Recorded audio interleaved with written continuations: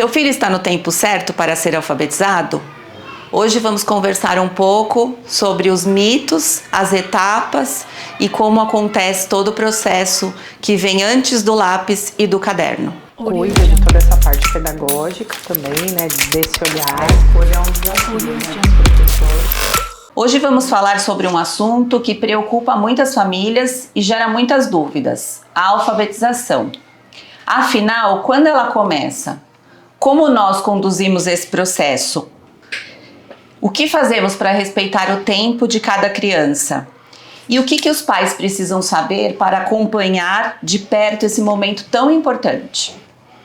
Para responder todas essas questões, reuni a Dani Mazoca, nossa coordenadora de educação infantil, que acompanha os alunos de 0 aos 5 anos, e a Thalita, nossa coordenadora de ensino fundamental anos iniciais, que acompanha os alunos do 1º ao 5º ano, para que a gente possa conversar um pouquinho sobre esse assunto. Obrigada, meninas.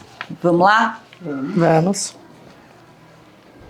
Dani, muitas pessoas pensam que a alfabetização começa no 1º ano do ensino fundamental, que 1º ano do ensino fundamental a gente está falando de 6 anos, antigamente o pré, né? A pré-escola, o prézinho que todo mundo conhece dessa forma e que passou a ser obrigatório e virou o 1º ano do ensino fundamental. Conta pra gente como que a gente trabalha esse processo já na educação infantil, né? E explica um pouco se começa ou não no 1º ano, né? Porque a sensação de muitas famílias é que só com 6 anos que a criança vai ser de fato alfabetizada. Bem, a gente acredita que o processo de alfabetização ele é constituído desde cedo, de forma prazerosa, lúdica, divertida para as crianças. A gente tem aí como objetivo trabalhar com atividades que estimulem a oralidade deles, né? Então isso já acontece desde lá do berçário e a gente vai trabalhando com atividades, com brincadeiras que estimulem o som, a contação de história, a rima, né? E isso tudo dentro de um ambiente letrado, alfabetizador, porque ele é de extrema importância para as crianças, né? Terem contato com diferentes tipos de história, contato com diferentes tipos de palavras, letras, para construir ao longo aí desses anos todo esse processo de alfabetização, porém de uma forma espontânea, né? Acho que vale a pena a gente também ressaltar que cada criança tem o seu tempo e isso dentro da educação infantil ele precisa ser respeitado, né? Gradativamente eles vão avançando dentro aí de tudo que a gente vai estimulando, eles vão avançando dentro dos níveis de escrita, vão se aprimorando aí para o processo de ensino-aprendizado. Eu acho que tentando deixar um pouco mais simples a criança entender esse mundo, né, das palavras, dos significados, entender o que é cada... Porque ela ainda está no processo dela entender a língua, né, porque não é tudo que ela domina, então ela começa a ser estimulada de forma auditiva e também num mundo que as letras já começam a aparecer, mesmo ela às vezes não sabendo nem o que é, mas vai se tornando parte do mundo dela. De uma forma lúdica, de uma forma prazerosa. Que aí muitas crianças já se interessam às vezes, né? E algumas crianças acabam tendo mais interesse, querendo saber que letra que é aquela e acabam avançando mais. Avançando mais não significa que estejam atrasadas ou não. As outras, né? É importante respeitar isso, porque esse é um processo natural dentro aí do ensino-aprendizagem das séries da educação infantil. Tá. E aí, quando a gente chega nos anos iniciais, Thalita, como que esse processo de alfabetização se intensifica? O que acontece, principalmente do 1º ao 3º ano, até por uma questão aí legal, né? Do 1º ao 3º ano ainda é o período que a criança pode ser alfabetizada, né? Que a criança precisa ter todo esse domínio. A partir do 4º ano aí a gente já está falando de uma outra situação, que eu acho que a gente pode explicar também.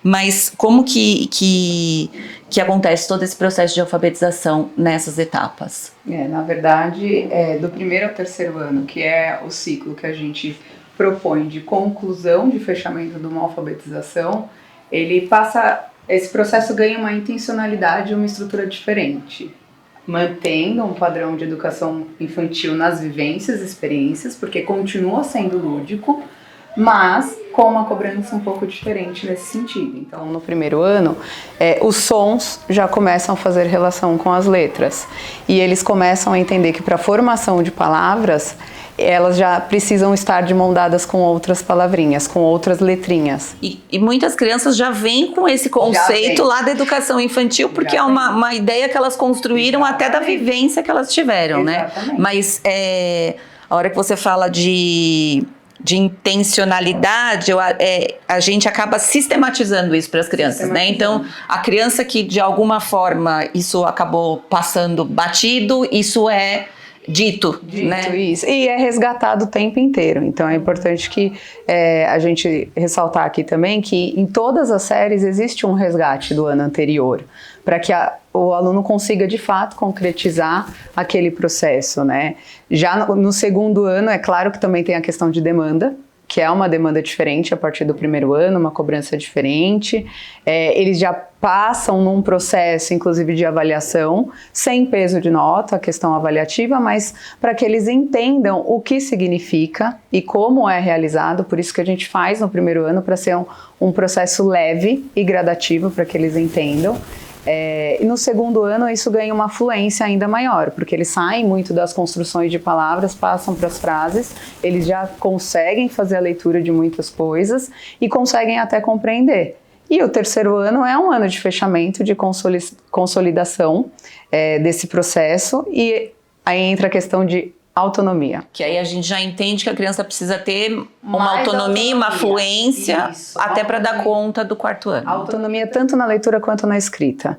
E também entra o quê? Uma ampliação de vocabulário, que isso vem sendo construído desde a educação infantil.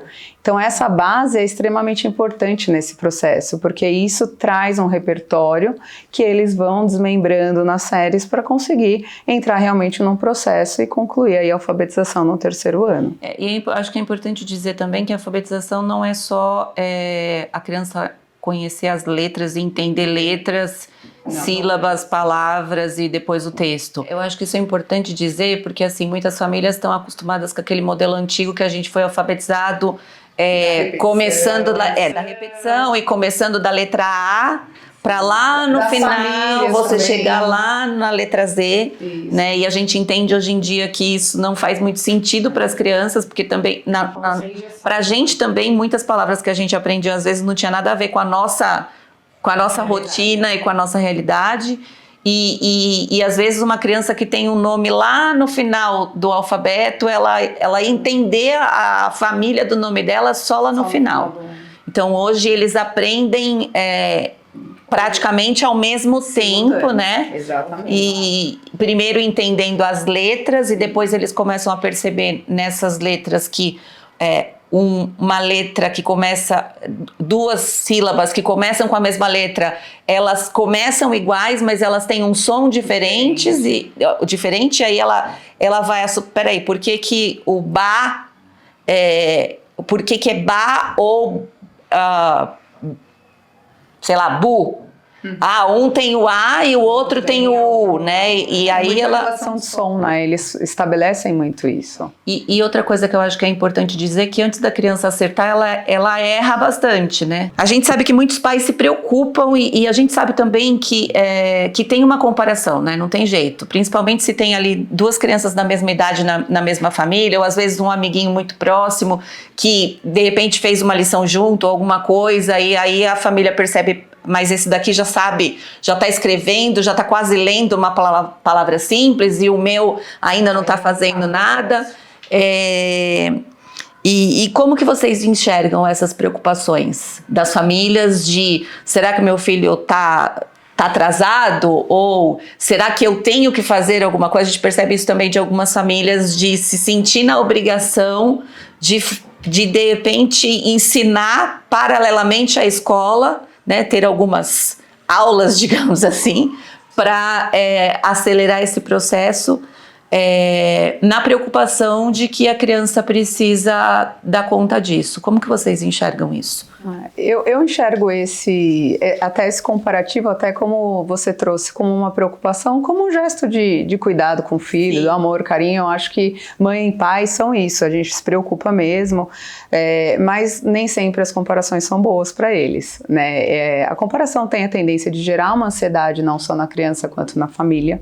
Então a gente precisa tomar cuidado com a comparação que a gente estabelece. Que tem criança que enxerga isso como competição e tem criança que enxerga isso como limitador, do tipo, eu nem vou para não decepcionar. Né? E pode ser um bloqueador, né?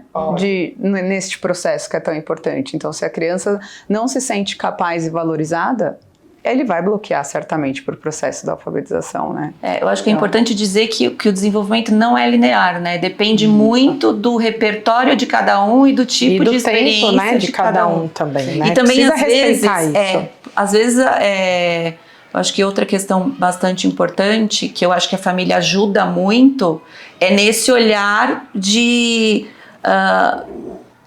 ter essa parceria com a escola, porque muitas vezes a professora vai trazer algumas questões, porque a gente tem um processo de avaliação que a gente acompanha, né, Dani? Acho que você pode dizer melhor isso. A gente faz o processo de avaliação contínua, onde as crianças fazem aí as atividades, né, dentro daquilo que é proposto e dentro do nosso planejamento.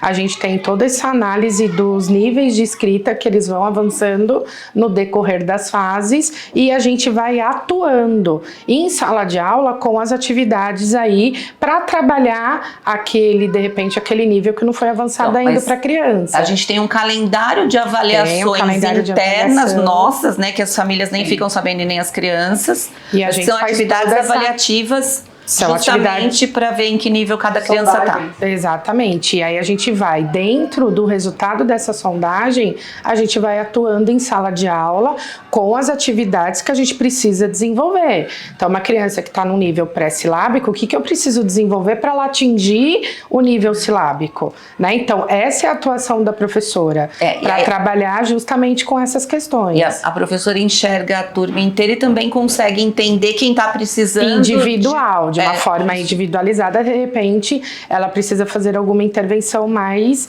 direta. Por isso que é importante sempre reportar à escola, qualquer dúvida que tem, para a gente atuar junto e trabalhar em parceria, né? E respeitar o tempo de cada um. Cada criança tem o seu tempo. E isso é muito importante nessa faixa etária. Não ter, como você mesmo falou, da cobrança, né? Porque isso gera uma ansiedade, isso gera uma baixa autoestima e a criança não vai conseguir avançar. E isso vai ser limitador para um processo lá na frente. Às vezes ela nem quer tentar para não decepcionar, né? Posso errar, então eu nem vou tentar para Exatamente. Então, por isso que é importante aí respeitar esse tempo. Eu acho que essa ferramenta até traz um outro direcionamento que entra muito na questão da parceria com a família, que muitas vezes a professora consegue identificar que o aluno tem alguma questão específica, por exemplo, visual. Então, ela percebe que ele tem uma dificuldade de localizar alguma informação. Então, isso já é um alerta para manter até o acompanhamento, levar no oftalmo. É importante isso. Isso também faz parte do processo. Tem crianças que têm um pediatra desde pequena, que acompanha todo esse processo. Toda a parte de desenvolvimento, rotina, né? Mas tem crianças que não têm, por várias questões, às vezes, de mudança de lugar e até questão de convênio médico, e não tem sempre uma pessoa. E a professora não vai nunca conseguir dizer, né? A gente aqui não pode falar, essa criança está com problema visual, ela precisa usar óculos ou ela tem alguma questão auditiva, mas a gente consegue perceber quando tem alguns sinais, né, Jana, que aparecem, né? E principalmente acho que é isso que chama atenção, né? Porque não precisa estar todo mundo igual, mas precisa estar todo mundo evoluindo dentro do que...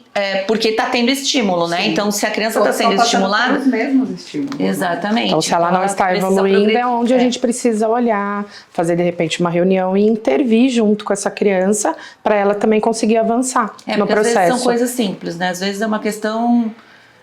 um óculos ali que resolve o problema e que às vezes se vai ser visto só lá terceiro, e às vezes muito quarto ano, né? Acabou perdendo muita coisa no processo. E aí não é só o óculos, né? Não é só a questão visual. Aí Uma já coisa puxa a uma outra, série né? de outras questões. Gente, e vamos falar um pouquinho como que a família pode apoiar essa criança sem ter essa pressão de precisar fazer o que é o papel da escola, mas no sentido de ajudar e de estimular.